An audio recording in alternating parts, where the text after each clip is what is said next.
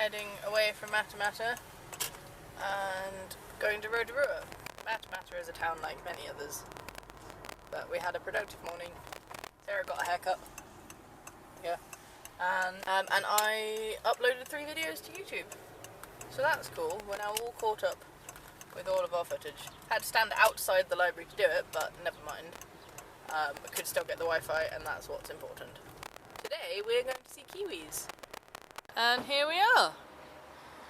Rotorua seems to have most things kind of spread out from the city. We're not in the city centre yet, but we are going to do this skyline thing, which has a luge at the top, and then we are going to go over there, which is a kiwi place.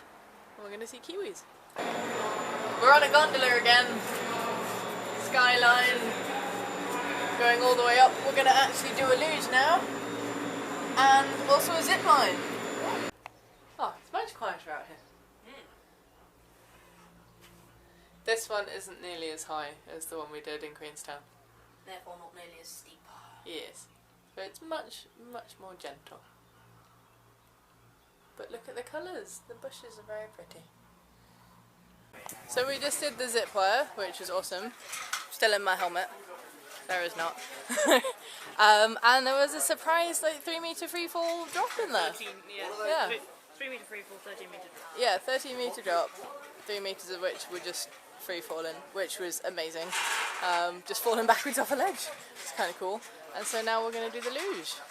Here I am on the sky lift, heading back up the mountain after doing our first experience on the luge ride. Sarah's in a different sky lift because there was a child that was too small, so she is accompanying the too small child. But that was exciting, yeah. Wish I'd worn shorts, but there you go. Clothing malfunctions will happen. We're heading back up to the top. Steady on. Sarah's having a drink. We are going to do the intermediate one again. We've just done intermediate and the advanced one. The advanced one does give you some airtime. Sarah discovered. What was that like, Sarah? If you go fast enough, there's a very steep drop, so you kind of shoot off the top and then land, and it's really painful because they don't have suspension. It's good fun. So I'm not going to go too fast, but we're going to do the intermediate one again and then another go on the advanced. And it's just wonderful weather for it. It is glorious. Yeah. Last time I did this, we were in about 3 layers up in Queenstown. Here are some of the ferns that we can see on our way up. And I just wanted to show you how cool the heads look when they're all tightly coiled like that. Brand new ferns, ready to unfurl. And this is the view of Rotorua, all on the way back down. Off to see some kiwis. It's going to be cool. How was your luge experience, Sarah? Not sure my wrists and hands will forgive me, but otherwise pretty good. Cool. Just seen a kiwi. Like, for real. How was it, Sarah? Big. Yeah, big kiwi. Obviously weren't allowed to film. We saw the incubators and everything. Yeah, that was awesome. And I've seen a kiwi now. Properly. This kiwi has been painted to look like one of the All Blacks, which is cool. We just found out on that tour as well that the egg of the kiwi is the equivalent of a human giving birth to a 36-pound baby.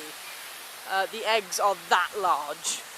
And we held one, and it's like 340 grams on average, but it takes up most of the space inside the kiwi. It's crazy. Those eggs are about the size of the eggs you get at Easter, the chocolate eggs you get at Easter. They're about that big. Yeah. Not the huge ones, but the meat. It's a really big egg for a bird to be carrying, to be honest. We're on platform 1, we're going to travel in time on the big splash, departing to the Jurassic period. Here we go. The seat is really wet, and I'm going to have to put the camera away because it's a wet ride.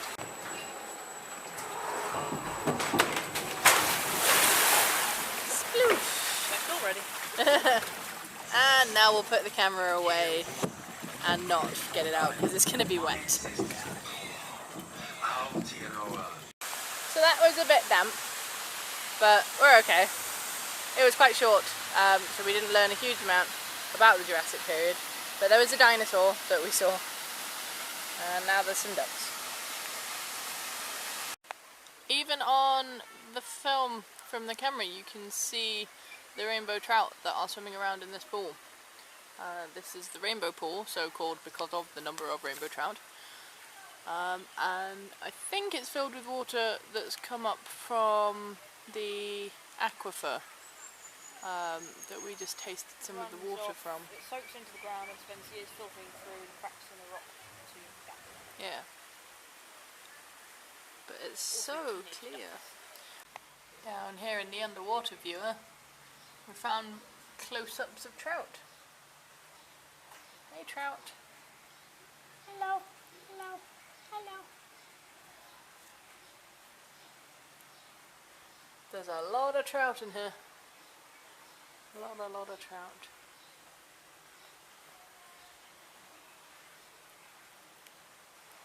Rainbow and brown and a couple of other varieties, tiger as well. In this enclosure we have Lulu. She's a morbok, or in Maori the name is Ruru, so it's Lulu the Ruru, and she's chowing down on a chick that we just saw her get fed. These birds are called the kaka. It is New Zealand's native parrot. They're very good climbers and have really lovely plumage.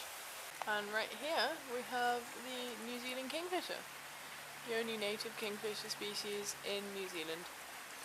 And it's really big compared to the UK kingfisher, and apparently it's known for sitting in prominent places, so would just be hanging out, kind of like it is now. Not like the native UK river ones that just hide. This is a kea, a mountain parrot, and apparently a very, very playful species of parrot, known for sometimes eating the rubber off cars and being inquisitive of new objects and things. But they don't really seem too fussed by my camera. Or even anything really, he seems quite tired. Over here on the bird table, I think, but I can't be sure, that this is the New Zealand robin, which in this country are slightly blue. I think this is the female because it's got mostly brown in its body. But yeah, New Zealand robins are a bit blue. This is a red-crowned parakeet. And they're flying around this enclosure an awful lot. Hello.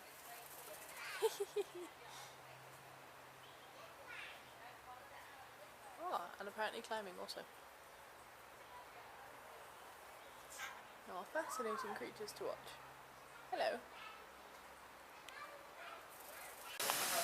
Incredible jumping duck. So that was Rainbow Springs. That was a lot of fun. Regrettably, dusk is not for hours and hours, which means that the nocturnal area probably won't open. And we won't really be able to see the kiwis at night. But we have still seen kiwis in the daytime enclosure, where they keep it like nighttime, so that was good. Here's the hostel, and we've just got our first whiff of sulphur as well, which is lovely. Well, it's not lovely, it smells like rotten eggs, but it's what Rotorua is known for, because it's all volcanic and things.